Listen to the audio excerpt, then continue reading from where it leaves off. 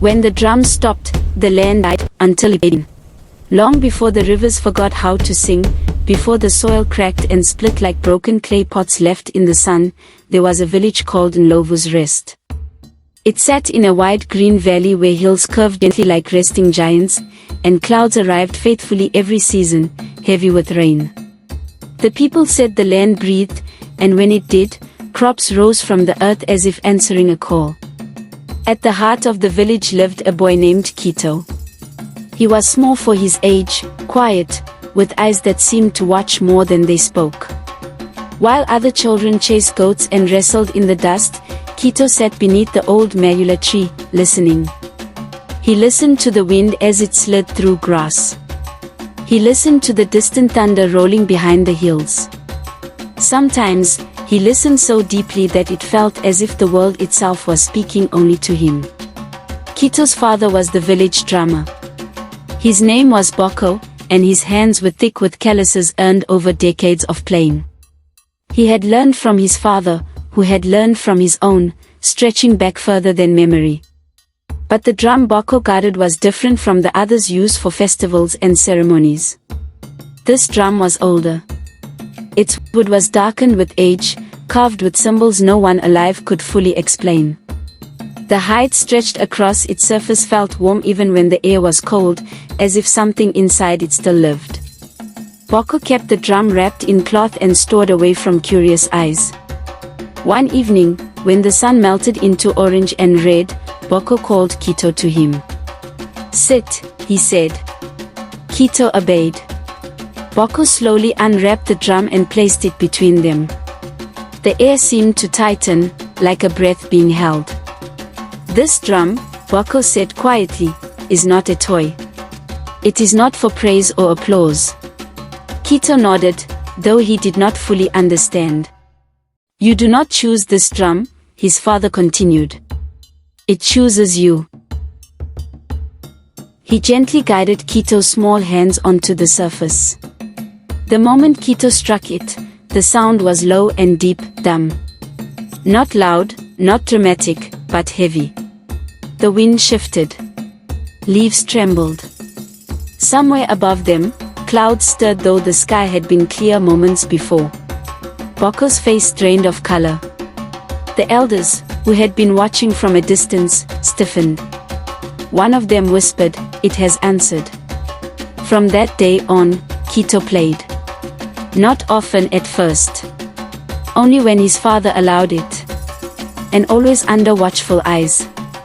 Each time he touched the drum, something changed. Rain arrived earlier than expected. Dry ground softened. Seeds sprouted faster than they should have. At first, the villagers said it was coincidence. But when neighboring lands began to suffer drought while Ndlovu's Rest remained green, the whispers grew louder. People started coming to Kito. A farmer bowed low and said, "Play for my field." A mother held up her sick child and pleaded, "Play for his strength." When clouds gathered after Kito's rhythms, or turned into certainty. "This boy calls the rain," they said. Kito did not feel powerful. Each time he played, it felt as though something passed through him, leaving him a little emptier than before. His hands would ache. His chest would feel tight, as if he had been running for miles without stopping. One night, he asked his father, "Why do I feel tired when I play?" Boko looked at him for a long time before answering. "Because the sky listens," he said, "and listening always takes something in return." The years passed, and Kito grew into a young man. His fame spread beyond the valley. Travelers came with gifts, hoping to witness the drummer who commanded the clouds. The chief himself began to rely on Kito's playing to decide planting seasons. But gratitude slowly turned into expectation. If rain came, no one spoke of Kito. If rain delayed, they came running. "Play again. Play louder.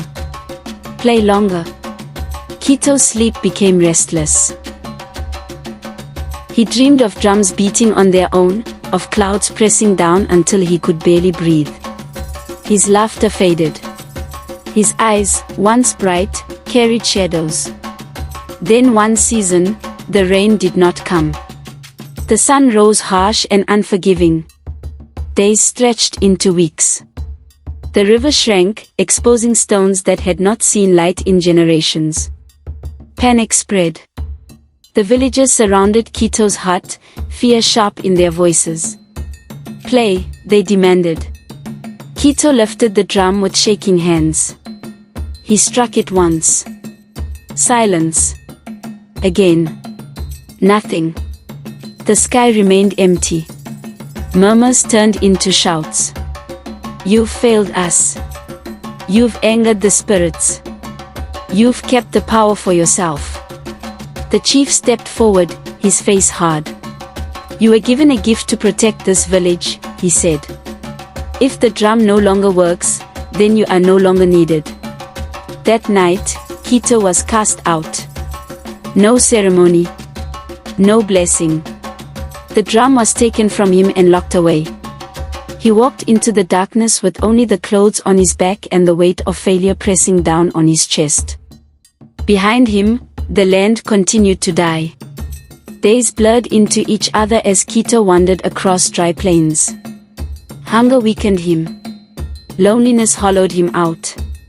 Without the drum, he felt incomplete, as if a part of his soul had been torn away. One night, exhausted, he collapsed beneath a sky crowded with stars. As he drifted between sleep and waking, a voice spoke, not from the air, but from within. You played for them, it said, but never for yourself. Kito sat up. Before him stood an old woman cloaked in mist. Her hair flowed like clouds, and her eyes flashed softly like distant lightning. Who are you? Kito whispered.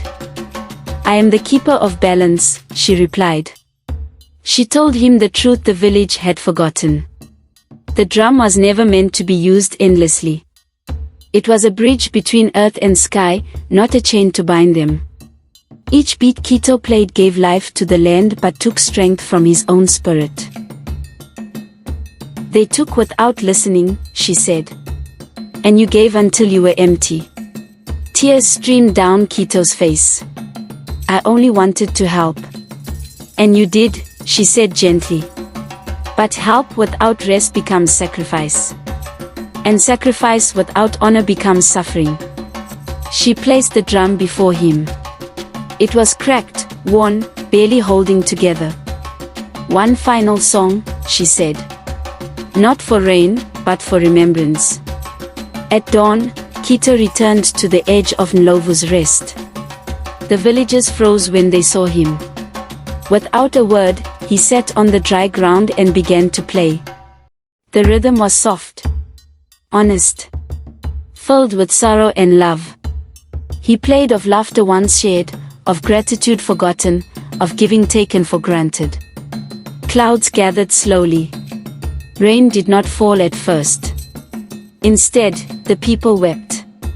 Then the sky opened, releasing gentle rain that soaked the land without flooding it. Crops drank deeply. The earth sighed.